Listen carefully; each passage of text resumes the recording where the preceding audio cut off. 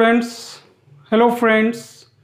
आप देख रहे हैं अपना YouTube channel Suryansh school of economics और मैं पुरुषोत्तम कुमार पाठक आप सभी का इस यूट्यूब चैनल पर स्वागत करता हूं। आज हम जिस विषय पर चर्चा करने वाले हैं यह कक्षा 12 के व्यष्टि अर्थशास्त्र के चैप्टर 1 में पढ़ना है, इसका स्टडी करना है। और ध्यान रखने वाली बात है कि केवल ये कक्षा 12 में ही नहीं है, बल्कि ये आपको हायर क्लासेस में भी इस टॉपिक पर विस्तृत से चर्चा करनी है। लेकिन कक्षा 12 में इस विषय पर केवल एक छोटी सी जानकारी रखनी है। तो आइए हम इस विषय पर ही चर्चा करते हैं, जिसका नाम है अवसर लागत, अपॉर्चुनिटी कॉस्ट। इस अपॉर्चुनिटी कॉस्ट की संकल्पना का आधार यही है कि हमारी आवश्यकताएं अनंत हैं और उन आवश्यकताओं के पूर्ति करने के जो साधन हैं वो साधन सीमित हैं। और वैसी परिस्थिति में जब साधन सीमित हों, आवश्यकताएं अनंत हों, तो हम अपनी सभी आवश्यकताओं की पूर्ति नहीं कर सकते हैं। एक आवश्यकता की पूर्ति करेंगे तो हो सकता है कि वैसी परिस्थिति में कोई हमारी दूसरी आवश्यकता असंतुष्ट रह जाए। कैसे? आप देख सकते हैं, मान लिया जाए कि आपके पास 10 रुपए है और 10 रुपए लेकर आप बाजार गए हैं और आपको रसगुल्ला और गुलाब जामुन दोनों पसंद है, आप दोनों खाना चाहते हैं और होटल में जाते हैं, देखते हैं क्या है कि रसगुल्ला भी 10 रुपए में एक पीस मिल रहा होता है और गुलाब जामुन भी 10 रुपए में एक पीस ही मिल रहा होता है। तो वैसी परिस्थिति में आप क्या करेंगे कि अगर आप रसगुल्ले का चयन करते हैं, अगर आप रसगुल्ला खाना चाहते हैं तो आपको गुलाब जामुन का त्याग करना होगा। गुलाब जामुन खाने के विचार को त्याग करना होगा कि आपको गुलाब जामुन नहीं खाना है। और अगर आप गुलाब जामुन खाते हैं तो वैसी परिस्थिति में आपको रसगुल्ला खाने के विचार का त्याग करना पड़ेगा। तो ये जो एक अवसर को लेने के लिए, एक अवसर का चयन करने के लिए हम जो दूसरी अवसर का त्याग करते हैं, ये अवसर का त्याग ही अवसर लागत है। दूसरे अपॉर्चुनिटी का छोड़ना, त्याग करना। जैसे अभी आप रसगुल्ला खा रहे थे और गुलाब जामुन त्याग कर रहे थे, तो रसगुल्ला खाने की अवसर लागत गुलाब जामुन होगी। अब यहां पर ये देखना है कि इसका इंपॉर्टेंस क्या है, आखिर क्यों हम अवसर लागत पढ़ते हैं। इसका उदाहरण हम लेते हैं। मान लिया जाए कि एक दुकानदार जूते का व्यवसाय कर रहा है, जूता बेच रहा है और वह जूता बेच रहा है, मान लिया जाए कि लोकल ब्रांड का जूता है और लोकल ब्रांड का जूता बेचने से एक महीना में उसे प्रॉफिट हो रहा है 5,000 रुपये का। तो उसके पास जो पूंजी है, जिस पूंजी को वो लोकल ब्रांड के जूते में लगा रहा है, अगर उसके पास कोई आदमी आता कहता है यार तुम इसमें 5,000 रुपया कमा रहे हो, ऐसा करते हो ये तुम ब्रांडेड जूता बेचो, ब्रांडेड जूता जैसे लिबर्टी का बेचो, अन्य ब्रांड का बेचो। तो वह व्यक्ति सोचता है कि अगर हम उधर जाएंगे तो कितना प्रॉफिट होगा, किधर अगर ब्रांडेड जूता वो बेचे तो उसको कितना प्रॉफिट होगा, वो ये प्रॉफिट कितना होगा ये विचार करेगा कि कम से कम तो इतना होना ही चाहिए, इससे अधिक होगा तभी हो जाएगा उधर। तो इसका मतलब ये हुआ कि ब्रांडेड जूता की ओर अपनी पूंजी लगाने की जो अवसर लागत है, जो अपॉर्चुनिटी कॉस्ट है, वो 5,000 रुपये है, जो लोकल ब्रांड के जूते बेचने से उसको प्रॉफिट हो रहा है।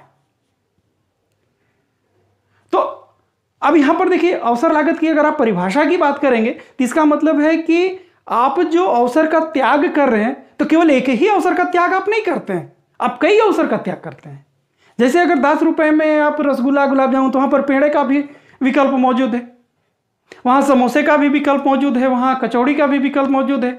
तो वैसी परिस्थिति में अगर आप रसगुल्ले का चयन कर रहे हैं तो बहुत सारे विकल्प हैं, जिन विकल्पों को आपने त्याग किया, तो उस विकल्पों में से जो सर्वश्रेष्ठ विकल्प होगा, जो सबसे अच्छा विकल्प होगा, उस विकल्प का मूल्य जो है वो अवसर लागत होगा।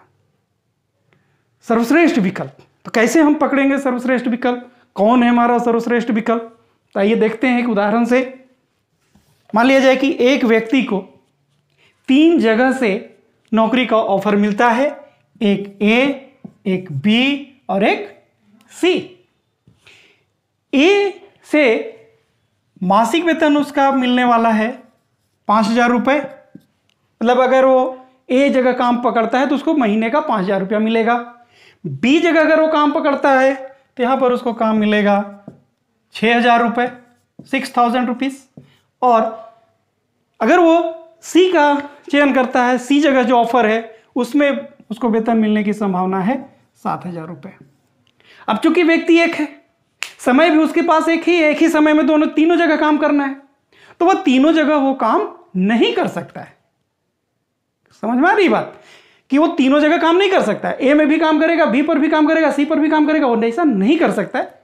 तो इसका मतलब है कि उसमें से उस व्यक्ति को किसी एक का ही चयन करना पड़ेगा। जो उसके पास 3 नौकरी का ऑफर है, उस ऑफर में से किसी एक को ही चयन करेगा।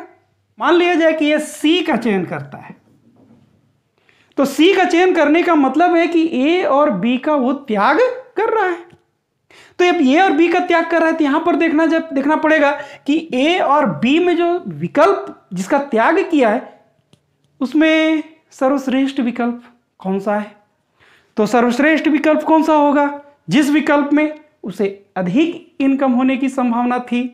तो ए और बी में हम सीधी सी बात है, हम देख रहे हैं कि बी में 6,000 रुपये इनकम की संभावना है और ए में 5,000, इसलिए बी सर्वश्रेष्ठ विकल्प है। सी अवसर के चयन करने की अवसर लागत है वो 6,000 रुपये होगी, न कि 5,000 रुपये। एक इसको हम दूसरे एग्जाम्पल से भी हम देखें। मान लिया जाए कि एक किसान के पास भूमि का एक टुकड़ा है, उस टुकड़े में वो 3 फसल उगा सकता है, चावल, मक्का और तुअर, अरहर। अब वो देख रहा है कि अगर वो चावल लगाए तो चावल उसमें से हो सकता है 150 क्विंटल का उत्पादन हो। जब वो मक्के की खेती करे तो वह देख क्या रहा है कि मक्का में 100 क्विंटल का उत्पादन हो सकता है। और अरहर में वो देख रहा है कि अगर इस भूमि के टुकड़े में हम अरहर लगाएंगे तो अरहर 160 क्विंटल का उत्पादन होगा। तो वह किसान किसका चयन करेगा? मान लिया जाए कि वो चयन कर रहा है अरहर का, तो अरहर के चयन करने पर, अरहर की खेती का चयन करने पर वह चावल और मक्के की खेती को त्याग रहा है, इसे वो छोड़ रहा है, क्योंकि वो एक ही जमीन पर वो तीनों फसल नहीं उगा सकता है। तो ऐसी परिस्थिति में हम देख रहे हैं कि चावल के उत्पादन अधिक है 150 क्विंटल मक्के की तुलना में, इसलिए अरहर की खेती करने के मतलब 160 क्विंटल अरहर उत्पादन की जो अवसर लागत होगी वो 150 क्विंटल चावल होगी। क्लियर? अब हम देखते हैं कि एक अवसर लागत को हम उत्पादन संभावना वक्र में किस प्रकार दिखा सकते हैं। उत्पादन संभावना वक्र मूल बिंदु की ओर अवतल होता है, इसको हम लोग कहते हैं PPC। मान लिया जाए कि उत्पादन पॉइंट ए पर हो रहा है, जहां पर वस्तु X के OX1 मात्रा और Y की OY1 मात्रा का उत्पादन हो रहा है। अब चूंकि अर्थव्यवस्था में सीमित संसाधन है और अब वो देखा क्या गया कि वस्तु X की मांग बढ़ गई है, तो इसका मतलब है वस्तु X का अधिक उत्पादन होगा उस मांग को पूरा करने के लिए। तो अधिक उत्पादन के लिए मान लेते हैं कि अर्थव्यवस्था बी बिंदु का चयन करती है कि मुझे बी बिंदु पर प्रोडक्शन करना है। तो बी बिंदु पर जब प्रोडक्शन करेगी अर्थव्यवस्था तो वस्तु X की X2 मात्रा का उत्पादन होगा और वस्तु Y की OY2 मात्रा का उत्पादन होगा।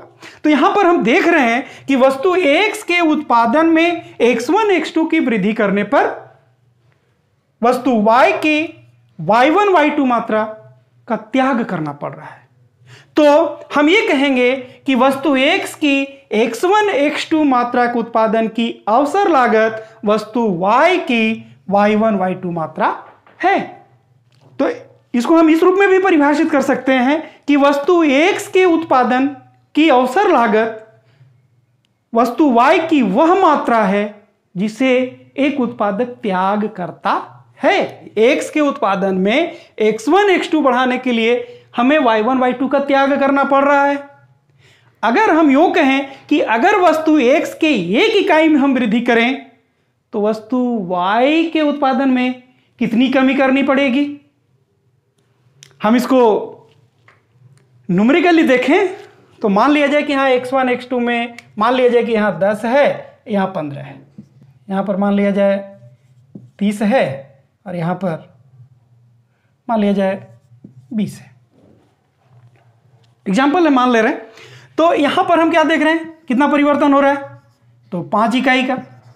तो वस्तु x के 5 इकाई अधिक उत्पादन करने के लिए वस्तु y में 10 इकाई की कमी करनी पड़ रही है। तो अगर हम ये कहें कि इसकी 1 इकाई से अधिक उत्पादन करने के लिए वस्तु y में कितनी कमी करनी पड़ेगी, तो क्लास 6 से ही आप यूनिटरी मेथड एक एक नियम पढ़े हैं। तो इसको हम लोग कहेंगे 10/5 बराबर 2। ये कैसे होता है इसको हम यहाँ पर समझें थोड़ा। हम लोग इसको ऐसे कहते हैं कि x में x के उत्पादन में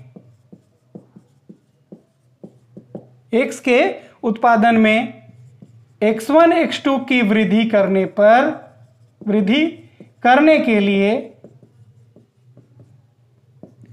y के उत्पादन की मात्रा में की गई कमी कितना है, y1 y2। तो हम x एक इकाई की करने के लिए तो x के उत्पादन में 1 इकाई की वृद्धि करने पर y के उत्पादन में की गई कमी क्या होगी, y1 y2 बटे x1 x2। तो y1 y2 को हम लोग डेल्टा y से भी डिनोट करते हैं और x1 x2 को हम लोग डेल्टा x से भी डिनोट करते हैं। चूंकि y1 y2 कमी है, x1 x2 वृद्धि है, इसलिए हम यहाँ पर एक माइनस का साइन लगा देते हैं। तो हम यूँ कहेंगे कि वस्तु x के उत्पादन में एक अतिरिक्त इकाई की वृद्धि करने के लिए हमें वस्तु y में delta y by delta x उत्पादन की कमी करनी पड़ेगी। y के उत्पादन में delta y by delta x मात्रा से कमी करनी पड़ेगी। और इस जो हम कमी कर रहे होते हैं, जो जिसे कमी करनी पड़ती है, इसे ही हम सीमांत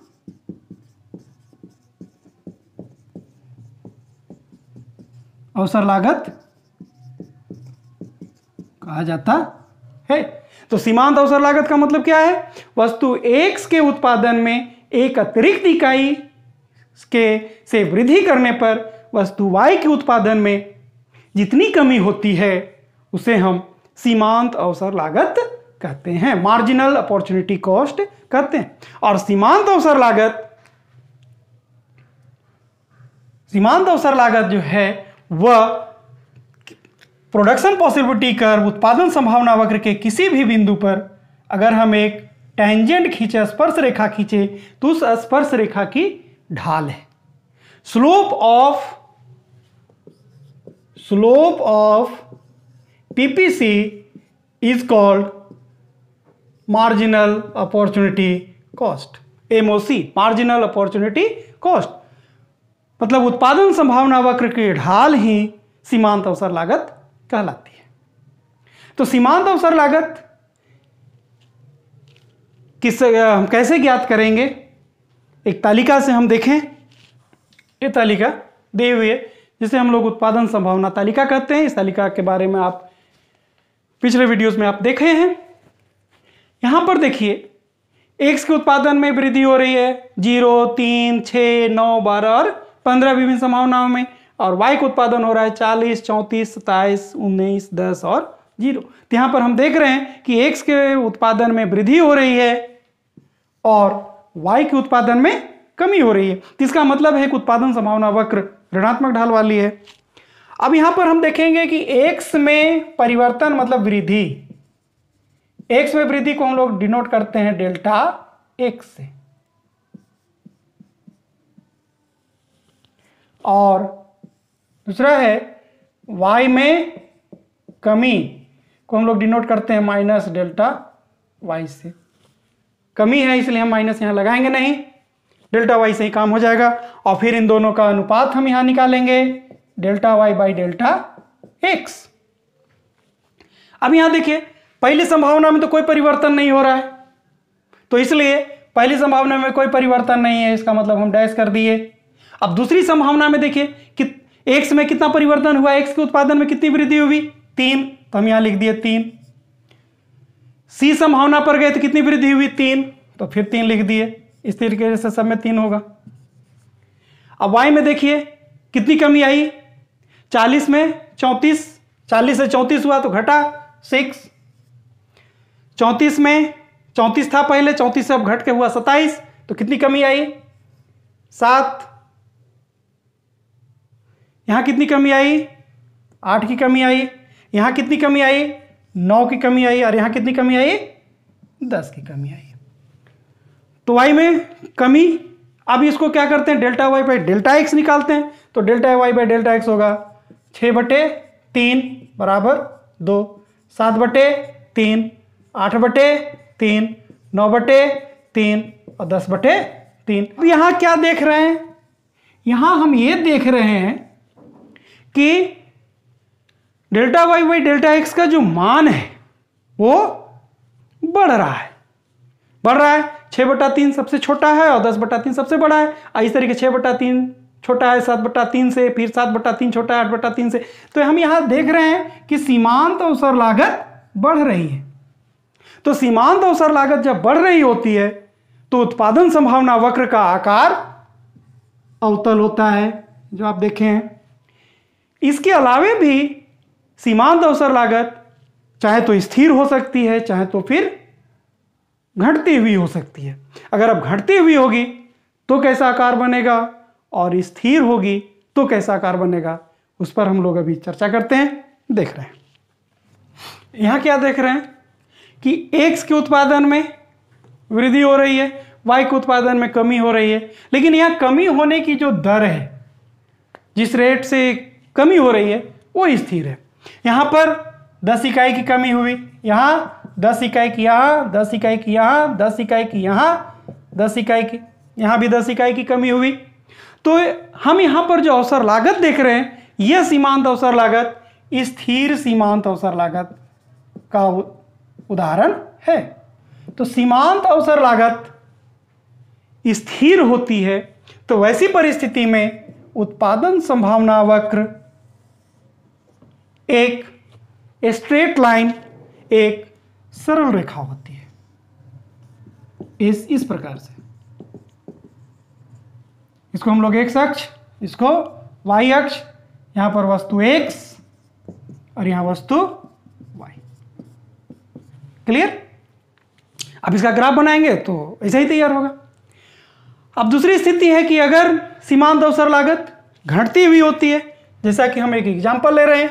एग्जांपल आप देखिए, यहां देखिए, इस एग्जांपल में हम देख रहे हैं कि कितनी कमी हो रही है, 60 है पहले, अब 44। तो 60 में 44 अगर आप माइनस करेंगे तो कितना होगा, 16 होगा। फिर यहाँ आप देखिए, पहले 44 से फिर आप 30 में आ गए, तो अब कितनी कमी की है, 14। यहाँ कितनी कमी हुई, 12। यहाँ कितनी कमी हुई, 10। और यहाँ कितनी कमी हुई, 8।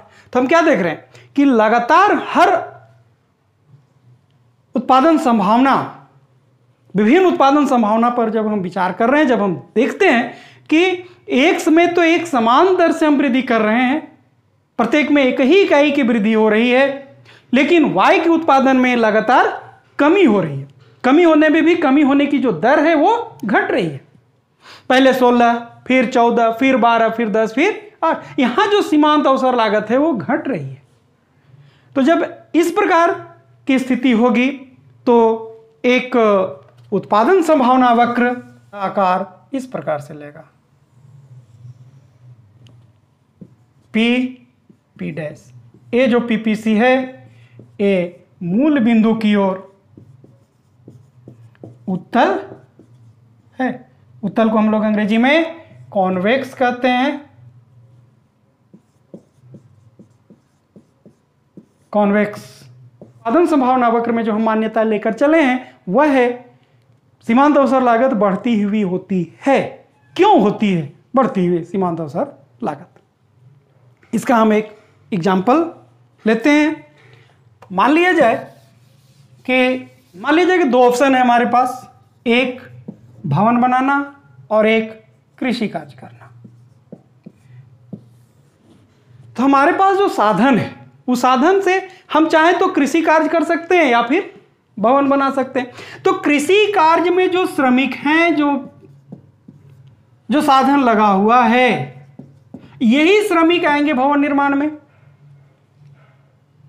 तो श्रमिक जब एक कृषि कार्य कर रहे होते हैं तो कृषि कार्य करने में उनकी जो अनुकूलता है, यहां पर जब वो काम करेंगे तो धीरे धीरे वो काम सीख जाते हैं और कृषि कार्य करने में ज़्यादा अनुकूल होते हैं।